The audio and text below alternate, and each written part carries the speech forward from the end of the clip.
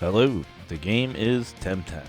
In this video I'll be going over the Sinew water camp utilizing Kinu and Nidrasil. So first make sure you stock up on your Tem cards and head out from the vendor at this location. This is a pretty common camp. I'm pretty sure everybody should know about this camp by now if you've reached endgame and you're grinding.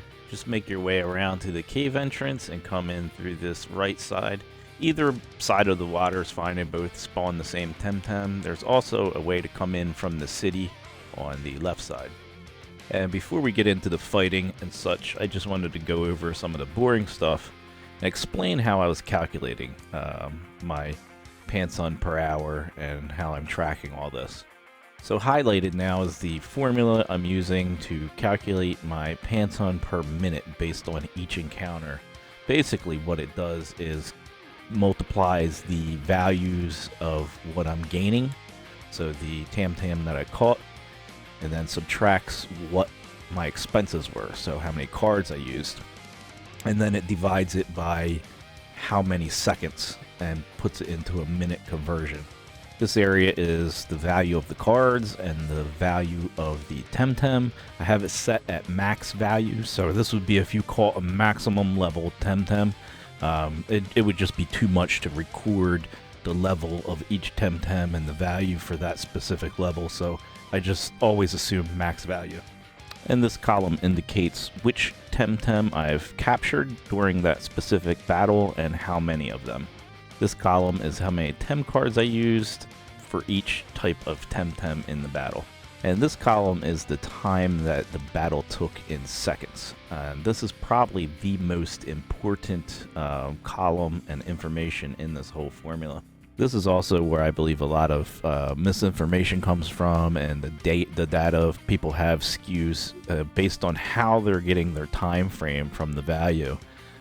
So mine starts when the battle starts and ends when the battle ends. I used to include the running back and forth part in the battle, but that had a variable between 1 and 15 seconds, and I didn't like that. So using a fixed method of exactly when you hit battle and you get that battle notification, starting there, including the animation of you throwing out your cards and the Temtems approaching, all the way to when you kill them, you get the final experience, and then once you're back and you can move again, that's where I stop the timer at.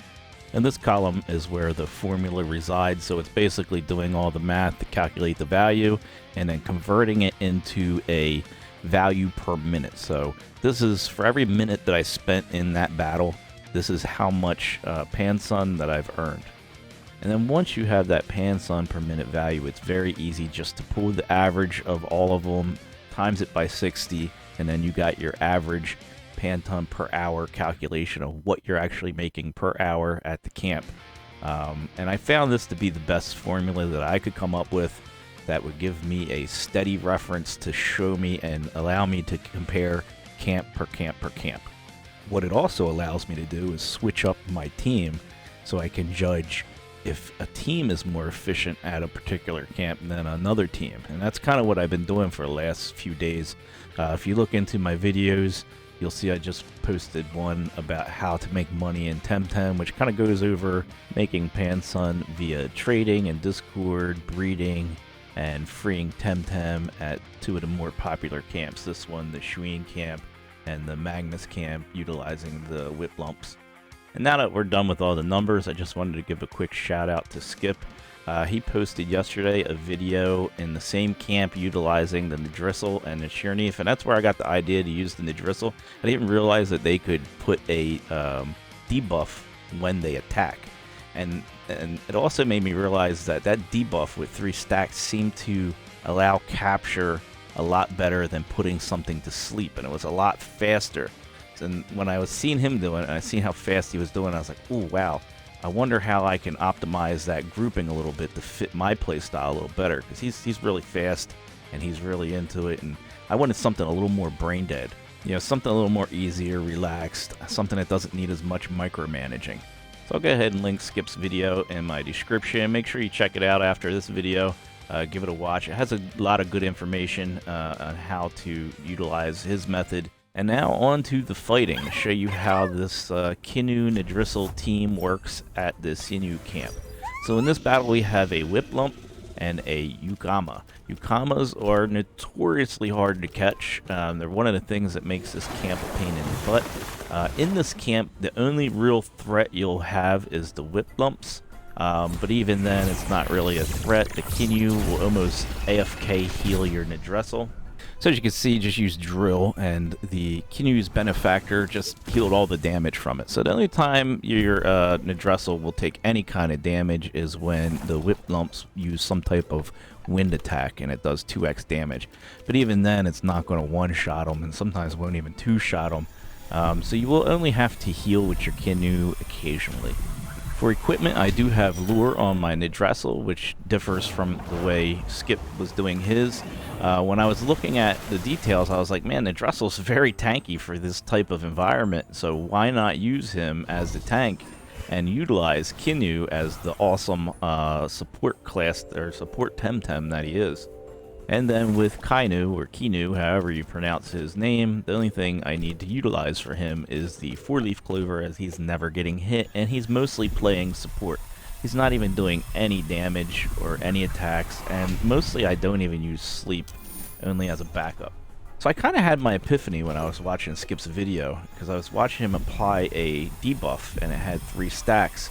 And it was doing such a good job, and then it made me think of using the wiplumps at the fire camp when they put their cold debuff and it had 3 stacks, and it did such a good job at allowing you to capture a Temtem while they were still at full health even, whereas when I try to capture a Temtem in red health while they are asleep, it's not that great. So it made me realize sleep was not that great, and you could actually capture Temtem with full or even orange health as long as they had 3 stacks of some type of debuff on them. And that, combined with the fact that when you're trying to get them down to red health to capture them, you run a high risk of killing them, and killing them is the worst for efficiency. That's worse than having to toss out 6 or 7 Tem cards to try to capture them. So to be able to just debuff them and capture them with a Tem card is so much superior. Alright, so let's go through another battle, and we'll just run it through so you can see what I'm doing here and why I'm doing it.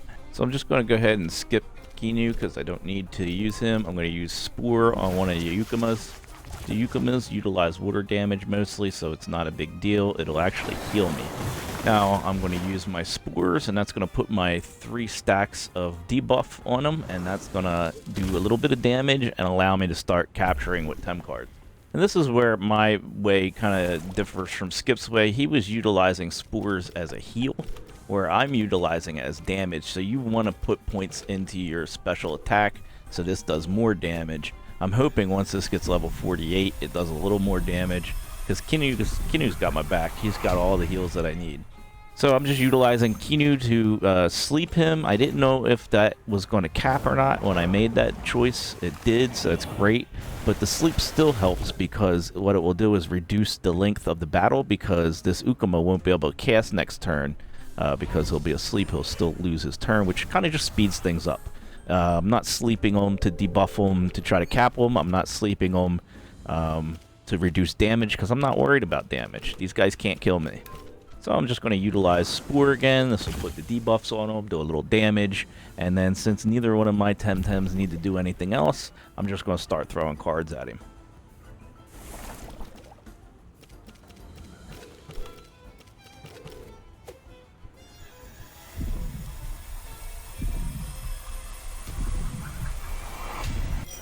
They are very resistant to Tem cards, but this method does help a lot.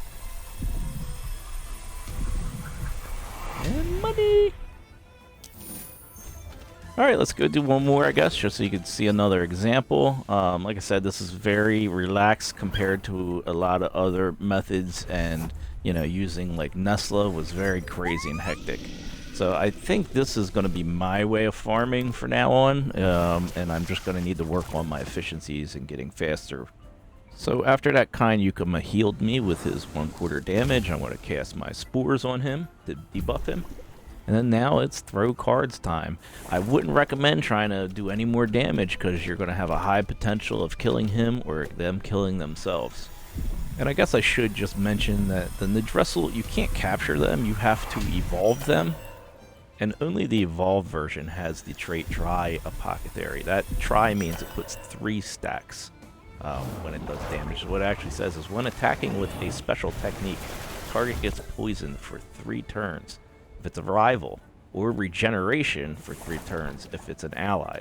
But with Kinu, I don't need the regeneration, so it kind of makes that moot, and I'm just using it to put 3 stacks of poison on him. So if you want, check out the other video that I uploaded today. Basically, I went out and captured one of these, and then went to a power leveling spot, and power leveled it up to evolve it. So if you want to see how to do that, check out my other video that was just uploaded today behind this one. And I'll put the links in the description, of course. I hope you enjoyed the video. Give me a thumbs up like if you did. Make sure you subscribe to my channel so you can see when I upload this content. I am making it as I find it. Thank you, and see you in the next video.